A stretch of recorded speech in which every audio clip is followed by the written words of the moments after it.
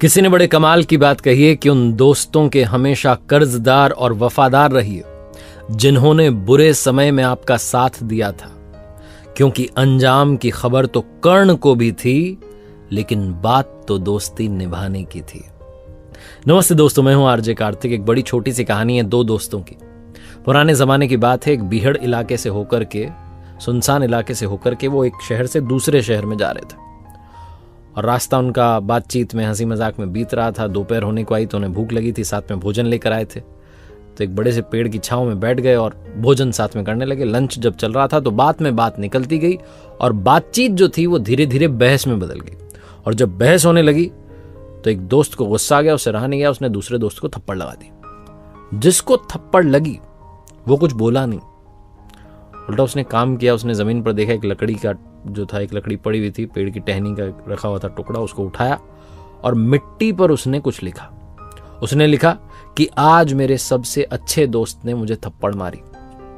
और कुछ नहीं बोला, चुपचाप खाना वाना खा के वहां से चल दिए। दोनों साथ जा रहे थे, लेकिन अब आगे पीछे चल रहे थे, साथ साथ नहीं चल रहे थे। मन मुटाव हो चुका था। वो जब किसी लड़ाई होती तो आप बात नहीं करते तो एक डिस्टेंस आ जाती, तो उस डिस्टेंस पर चल रहे थे। रास्ते में बीच में एक तालाब पड़ा। उस तालाब को जिसने थप्पड़ मारी थी उसने तो झट से क्रॉस कर लिया, निकल गया।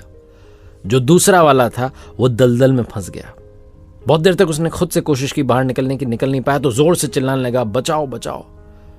जिसने थप्पड़ मारी थी उसने पीछे पलट के देखा कि अरे दोस्त फंसा हुआ है। दौड़ के गया और जैसे तैसे बड़ी मुश्किल से उसे दलदल से बाहर निकाल दिया। अब वो जैसे ही तालाब से बाहर आया तो उसने फिर से एक काम किया।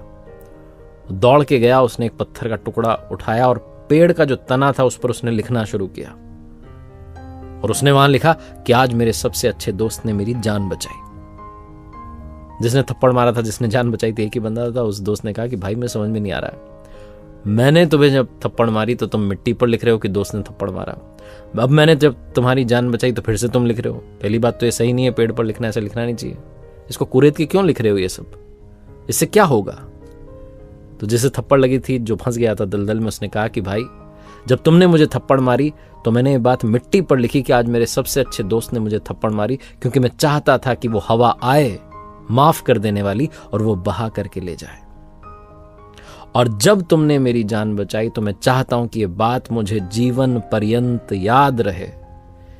इसीलिए मुझे पता है कि पेड़ पर नहीं लिखना चाहिए, लेकिन तब भी मैं, कोई ऑप्शन नहीं है, चारा नहीं है, इसलिए लिख रहा हूं यहां पर, ताकि मुझे याद रहे, मेरे दिल के अंदर ये बात स्पष्ट लिखी जाए कि मेरे दोस्त ने मेरी जान बचाई।